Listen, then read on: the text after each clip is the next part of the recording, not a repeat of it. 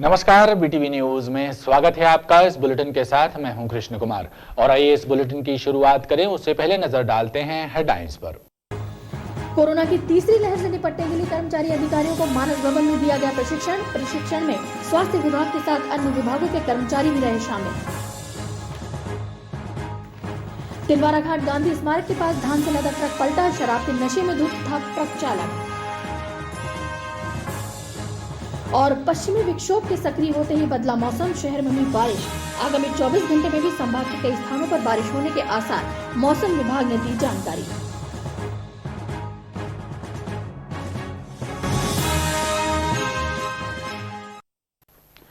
जिले में कोरोना संक्रमण की बढ़ती रफ्तार को देखते हुए पुलिस विभाग ने भी कर्मचारियों अधिकारियों को सतर्कता बरतने के निर्देश दिए हैं। एसपी सिद्धार्थ बहुगुणा ने पुलिस कर्मचारियों को मास्क लगाने और सोशल डिस्टेंसिंग का पालन करने का निर्देश दिया।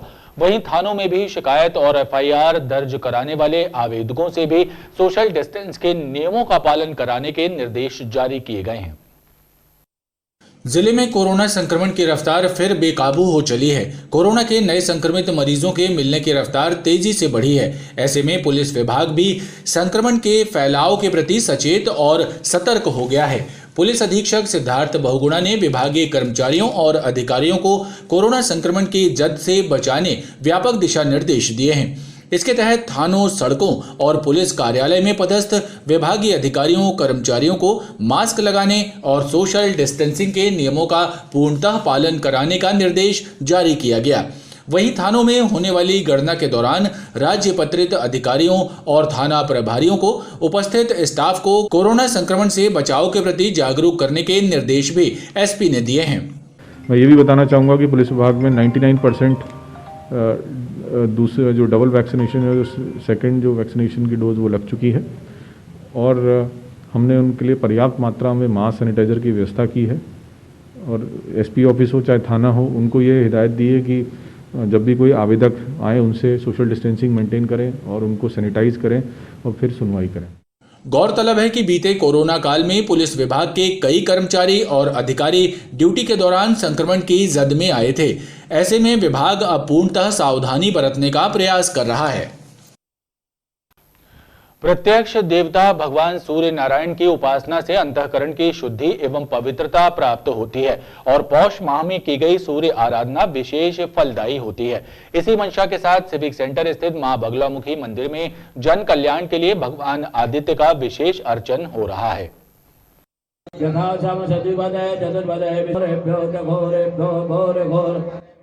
प्रति वर्षानुसार इस वर्ष भी पौष माह में सिविक सेंटर स्थित मां बगलामुखी मंदिर में भगवान सूर्य देवता की उपासना हो रही है। वेद मंत्रों के साथ भगवान सूर्य नारायण का सहस्त्रार्चन किया जा रहा है। ओम शिवो नामाधिपतिते पिता नमस्ते अथवा माहिकं छे हे तिस्मान बेलक विश्वता अथो जइकोतवारे अश्वन्निदे हितम्मा अमतत धनुषकं सहस्रमुखा शिवोना। पौराणिक मान्यता है कि पौष माह में की गई सूर्य आराधना विशेष फलदायी होती है, आरोग्यता की प्राप्ति होती है। लिहाजा कोरोना से मुक्ति के लिए आह्वान किया जा रहा है। सबके लिए सुख और समृद्धि की कामना की जा रही है। भगवान सूर्य की उपासना पौष मास में विशेष फलश्रुत होती है। उसमें भी फलश्रुत भानुवार, जिसको रविवार बोला जाता है, उसमें भी फलश्रुत होती है सप्तमी तिथि। आज संयोग ऐसा है कि सप्तमी भी तिथि है, भानुवार भी है और पौष मास भी है। इसमें भगवान सूर्य की उपासना करने से हमारे अंतःकरण की शुद्धि होती है, पवित्रता आती है एवं जो आत्मकारक भगवान सूर्य का जो है उसकी फलश्रुति हम सबको प्राप्त होती है। धर्माचार्यों ने बताया कि पौष माह की शुक्ल पूर्णिमा तक ये धार्मिक आयोजन जारी रहेगा। 16 जनवरी को जबलपुर में आयोजित होने वाले आरएसएस के स्वातंत्र्य नाद कार्यक्रम को स्थगित कर दिया गया है। राष्ट्रीय स्वयंसेवक संघ के पदाधिकारियों ने पत्रकारों से चर्चा करते हुए बताया कि कोरोना की तीसरी लहर को ध्यान में रखते हुए आयोजन को स्थगित किया गया है। राष्ट्रीय स्वयंसेवक संघ महाकौशल प्रांत के प्रांत संचालक डॉक्टर प्रदीप दुबे ने पत्रकारों से चर्चा करते हुए बताया कि 16 जनवरी को जबलपुर में आयोजित होने वाले स्वातंत्र्य नाद कार्यक्रम को स्थगित कर दिया गया है। ये निर्णय कोरोना की तीसरी लहर को देखते हुए लिया गया। हालांकि सरसंघ चालक डॉक्टर मोहन भागवत का आगमन होगा। वे जबलपुर में कुछ स्वयंसेवक परिवारों से भेंट करेंगे। रात्रि विश्राम के बाद 17 जनवरी को प्रस्थान करेंगे। कोविड की महामारी की बढ़ते हुए मरीजों की संख्या को देखते हुए और शासन के द्वारा दी गई गाइडलाइंस का पालन करते हुए इस कार्यक्रम को भविष्य के लिए स्थगित किया गया है। भविष्य में जब भी परिस्थितियां अनुकूल होंगी तो पुनः इसके बारे में योजना बनाएंगे। आरएसएस के पदाधिकारियों ने बताया कि राष्ट्रीय स्वयंसेवक संघ ने कोरोना की दोनों लहरों के दौरान जन सेवा के कई कार्य किए हैं। तीसरी लहर के दौरान भी सेवा के कार्य किए जाएंगे। स्वयंसेवक इस महामारी से निपटने में महत्वपूर्ण भूमिका निभाएंगे। जिले में कोरोना का संक्रमण विस्फोटक रूप धारण कर चुका है। लगातार कोरोना के नए संक्रमित मरीजों की संख्या बढ़ती जा रही है। रविवार को जिला प्रशासन द्वारा जारी की गई 5206 सैंपलों की परीक्षण रिपोर्ट में कोरोना संक्रमित 190 नए मरीज मिले हैं। इसके बाद अब एक्टिव मरीजों की संख्या भी बढ़कर 644 हो गई है। बीते 24 घंटे में कोरोना संक्रमण से मुक्त होने वाले 12 व्यक्ति डिस्चार्ज किए गए हैं। कोरोना संक्रमण की तीसरी लहर की दस्तक विस्फोटक रूप धारण करती जा रही है। जिले में दिन प्रतिदिन नए संक्रमित मरीजों की संख्या बढ़ रही है। ऐसे में एक्टिव केस भी 600 का आंकड़ा पार कर चुके हैं। रविवार को जिला प्रशासन द्वारा जारी की गई 5206 सैंपलों की परीक्षण रिपोर्ट में से 190 नए संक्रमित मरीज मिलने की पुष्टि की गई है। वहीं बीते 24 घंटों के दौरान कोरोना से स्वस्थ हुए 12 व्यक्तियों को डिस्चार्ज किया गया। तेजी से बढ़ रहे कोरोना संक्रमण के बीच अब जिले में एक्टिव मरीजों की संख्या 644 हो गई है। जिला प्रशासन ने रविवार को जारी रिपोर्ट में कोरोना संक्रमित किसी भी मरीज की मृत्यु की पुष्टि नहीं की है। इधर दूसरी तरफ कोरोना संक्रमण की रोकथाम के लिए सोमवार 10 जनवरी से हेल्थ वर्कर्स, फ्रंटलाइन वर्कर्स और 60 वर्ष से ज्यादा उम्र के वो बुजुर्ग जो गंभीर बीमारियों से पीड़ित हैं, उन्हें कोरोना की प्रिकॉशन डोज लगाई जाएगी। इसके लिए जबलपुर शहर में 39 टीकाकरण केंद्र बनाए गए हैं। वहीं ग्रामीण क्षेत्रों में प्रिकॉशन डोज लगाने के लिए वर्क प्लेस पर टीकाकरण केंद्र बनाए गए हैं। प्रिकॉशन डोज उन्हीं व्यक्तियों को लगाए जाएंगे जिन्हें वैक्सीन की दूसरी डोज लगाए हुए 39 सप्ताह या 9 माह की अवधि पूरी हो चुकी है। ऐसे लोगों को कोविन पोर्टल से पूर्व में पंजीकृत मोबाइल नंबर पर एसएमएस भेजे जा रहे हैं। वहीं बच्चों को वैक्सीन लगाने के लिए चलाए जा रहे अभियान के तहत सोमवार को जिले के 11 स्कूलों में वैक्सीनेशन सेंटर स्थापित किए गए हैं। पीड़ित मानवता और समाज सेवा से जुड़े कार्य करने वाली शहर की सामाजिक संस्था जबलपुर प्राइड ग्रुप के नव पदाधिकारियों का शपथ ग्रहण समारोह आयोजित हुआ। इस कार्यक्रम के माध्यम से नए पदाधिकारियों ने पदभार ग्रहण करते हुए मानव सेवा के कार्य करते रहने का संकल्प दोहराया। कार्यक्रम के दौरान संस्था के उन सदस्यों और पदाधिकारियों का भी सम्मान किया गया जिनके द्वारा कोरोना काल में पीड़ित मानवता की सेवा के कार्य किए गए।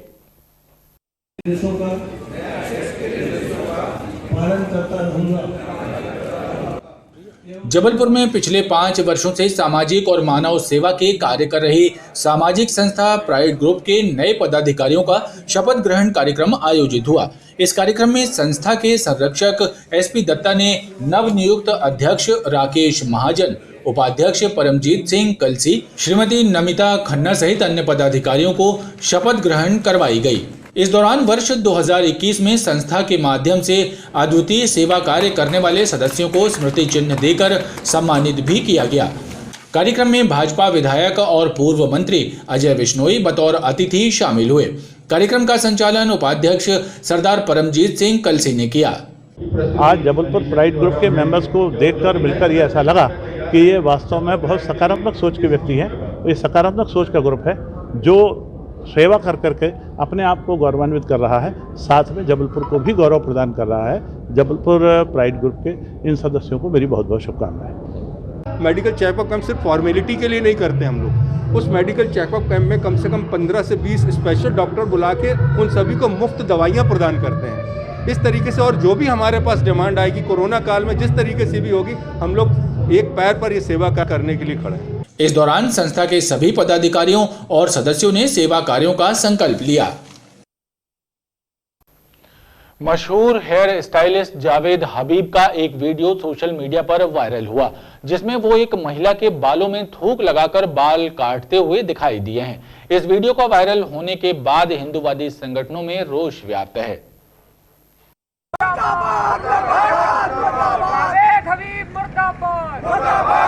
जबलपुर में हिंदू जागरण मंच ने हेयर स्टाइलिस्ट जावेद हबीब के सदर भारत माता चौक स्थित सैलून के सामने प्रदर्शन किया। हिंदूवादी संगठनों के कार्यकर्ताओं ने इस दौरान हेयर स्टाइलिस्ट जावेद हबीब के इस कृत्य की निंदा की और आक्रोश व्यक्त किया। हिंदू जागरण मंच के कार्यकर्ताओं ने चेतावनी दी कि अगर ऐसे कृत्य की दोबारा पुनरावृत्ति हुई तो हिंदू संगठन तीव्र आंदोलन करेंगे। आगे यदि इसकी पुनरावृत्ति होती है तो इसके सलून को उखाड़ दिया जाएगा, इसका नामो निशान हिंदुस्तान से मिटा दिया जाएगा। समाज को महंगी शादियों एवं दहेज जैसी कुरीतियों से छुटकारा दिलाने के संकल्प के साथ सेन समाज का युवक युवती परिचय सम्मेलन आयोजित किया गया। सिटी बंगाली क्लब में आयोजित इस सम्मेलन में 200 से ज्यादा युवक युवतियों ने जीवन साथी की तलाश के लिए अपना परिचय दिया। सेन समाज का 21वां युवक युवती परिचय सम्मेलन करमचंद चौक के पास आयोजित हुआ, जिसमें प्रदेश भर से आए करीब 200 परिवार शामिल हुए। प्रत्यक्ष एवं वीडियो कॉलिंग के जरिए 200 से ज्यादा युवकों ने अपना परिचय दिया। पूरे भारत से मतलब राजस्थान, उत्तर प्रदेश, बिहार, नरसिंहपुर, भोपाल, इंदौर सभी से लगभग व्यक्ति आए हुए हैं और 150 से 200 लड़का लड़कियों को बायोडाटा प्राप्त हुआ है, जिसको वीडियो कॉन्फ्रेंस के जरिए सिटी स्कैन पर दिखाया जा रहा है। सेन समाज के पदाधिकारियों ने बताया कि युवा पीढ़ी को शिक्षा का महत्व बताने और समाज को महंगी शादियों और दहेज जैसी कुरीतियों से छुटकारा दिलाने की मंशा से ये कार्यक्रम हर वर्ष आयोजित किया जाता है। शहर के ख्यातिलब्ध चित्रकार कला साधक प्रमोद कुशवाहा के एकल चित्रों की 3 दिवसीय प्रदर्शनी का आयोजन रानी दुर्गावती संग्रहालय कला वीथिका में आयोजित किया गया है। इस प्रदर्शनी में प्रदर्शित चित्रों में प्रकृति, आध्यात्म और जीवन से जुड़े तमाम विषयों के दर्शन समाहित हैं। कला साधक प्रमोद कुशवाहा ने रंग थेरेपी को इन चित्रों के माध्यम से प्रदर्शित किया है, जो लोगों के अंतर्मन को छूकर उनके मन में ऊर्जा का नया संचार कर रहे हैं। पाथेय के सहयोग से 3 दिवसीय प्रदर्शनी का आयोजन किया गया है। कला साधक और चित्रकार प्रमोद कुशवाहा का कहना है कि उनके द्वारा चित्रों और रंगों के माध्यम से लोगों की विभिन्न बीमारियों को दूर करने का भी प्रयास किया जा रहा है। उन्होंने अपनी कला के माध्यम से समाज को कुछ नया देने का प्रयास किया है। बीपी हमारा नॉर्मल नहीं रहता, चिड़चिड़ापन आता है, नेगेटिविटी हमको जीवन में आ जाती है, तो पॉजिटिव 15 से 20 मिनट तक अगर हम पेंटिंग में ध्यान दें और वो कलर हमारे शरीर में आंखों के थ्रू जाते हैं तो बीपी नॉर्मल हो जाता है, पॉजिटिविटी आने लगती है। वन्य अपराध नियंत्रण ब्यूरो, बांधवगढ़ टाइगर रिजर्व और टाइगर स्ट्राइक फोर्स जबलपुर की संयुक्त टीम ने बांधवगढ़ टाइगर रिजर्व क्षेत्र में बड़ी कार्रवाई को अंजाम देते हुए 3 लोगों को गिरफ्तार किया। इनसे बाघ के दांत और 13 नाखून जब्त करते हुए पूछताछ की जा रही है। बांधवगढ़ टाइगर रिजर्व के फील्ड डायरेक्टर BS अन्नागिरी और WCCB के उप निदेशक अभिजीत रॉय चौधरी के मार्गदर्शन में टीम ने बहगमा तिराहे के पास बाइक सवार 3 युवकों नकुल सोनी, संतोष कोल और तुकाराम विश्वकर्मा को पकड़ा। तीनों की तलाशी लेने पर इनसे बाघ के दांत और 13 नाखून बरामद किए गए। तीनों आरोपियों को पनपथा रेंज लाकर पूछताछ की जा रही है। इन आरोपियों द्वारा वन विभाग की टीम को एक निजी चैनल का पत्रकार बताया गया। इस संबंध में भी तस्दीक की जा रही है। क्राइम ब्रांच और सिविल लाइन थाने की पुलिस टीम ने मोबाइल लूट की वारदात को अंजाम देने वाले एक युवक और उसके नाबालिग साथी को गिरफ्तार किया है। बीते माह इन आरोपियों ने एक महिला से मोबाइल लूट लेने की वारदात की थी। पुलिस सीसीटीवी फुटेजों की मदद से इन आरोपियों तक पहुंच सकी। इनसे लूटे गए मोबाइलों के अलावा 6 अन्य मोबाइल और वारदात में उपयोग किया गया दोपहिया वाहन भी जब्त किया है। क्राइम ब्रांच और सिविल लाइन थाने की संयुक्त टीम ने मोबाइल लूट की वारदात घटित करने वाले शातिर लुटेरे और उसके नाबालिग साथी को दबोच लिया। पुलिस ने पूछताछ के बाद इनसे लूटा हुआ मोबाइल, वारदात में उपयोग की गई जुपिटर गाड़ी और 6 अन्य मोबाइल बरामद किए हैं। पुलिस के मुताबिक बीते माह इन शातिर अपराधियों ने पहलवान बाबा प्रेस्टीज टाउनशिप के पास पैदल जा रही एक महिला का मोबाइल लूट लेने की वारदात घटित की थी। इस मामले में एफआईआर दर्ज करते हुए पुलिस ने छानबीन शुरू की थी। पुलिस ने घटनास्थल के आसपास लगे सीसीटीवी फुटेजों की मदद से परेल लाइन जीसीएफ निवासी पीयूष उर्फ बॉबी उर्फ प्रियांशु राजपूत और टेढ़ी नीम निवासी उसके एक नाबालिग साथी को पकड़ा और जब उनसे पूछताछ की गई तो दोनों ने अपना जुर्म कबूल कर लिया। जो एक आरोपी है ये बाबाटोला के पास, एक आरोपी घमापुर परेल लाइन से इनको पकड़ा है। इनके पास से जो 7 मोबाइल जब्त किए गए और घटना में प्रयुक्त जुपिटर वाहन जब्त किया गया। पुलिस की माने तो पकड़े गए दोनों आरोपियों में से एक आरोपी पूर्व में भी लूट के मामले में गिरफ्तार किया जा चुका है। खबरों का क्रम लगातार जारी है, आप देखते रहिए BTV न्यूज।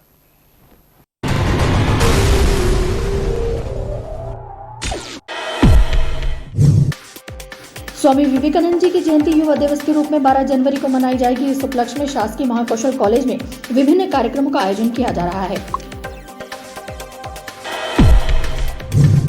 नगर निगम ने स्वच्छता सर्वेक्षण 2022 की तैयारियां प्रारंभ कर दी हैं। इस वर्ष सर्वेक्षण के लिए 6000 की जगह 7000 अंक रखे गए हैं। कोरोना की जांच समय पर हो सके इसके लिए फीवर क्लिनिकों की संख्या 32 से बढ़ाकर 52 की जा रही है। कोविड की तीसरी लहर से निपटने के लिए जिन विभागों के कर्मचारी अधिकारियों को ड्यूटी पर लगाया गया है उनके लिए प्रशिक्षण सत्र आयोजित किए जा रहे हैं। घरेलू गैस सिलेंडर से ऑटो में गैस भरे जाने की सूचना पर विजयनगर पुलिस द्वारा SBI चौक के पास दबिश देकर 2 आरोपियों को गिरफ्तार कर लिया गया है। कोरोना पॉजिटिव बुजुर्ग की मौत के बाद कोरोना प्रोटोकॉल के तहत उनका अंतिम संस्कार तिलवारा घाट के पास किया गया। बताया जा रहा है कि प्रोस्टेट कैंसर पीड़ित बुजुर्ग का इलाज एक निजी चिकित्सालय में कराया जा रहा था। मौसम का मिजाज बदलने के बाद हुई बारिश से खुले में रखी धान गीली हो गई है। बेमौसम हुई बरसात से किसानों के माथे पर चिंता की लकीरें साफ दिखाई दे रही हैं।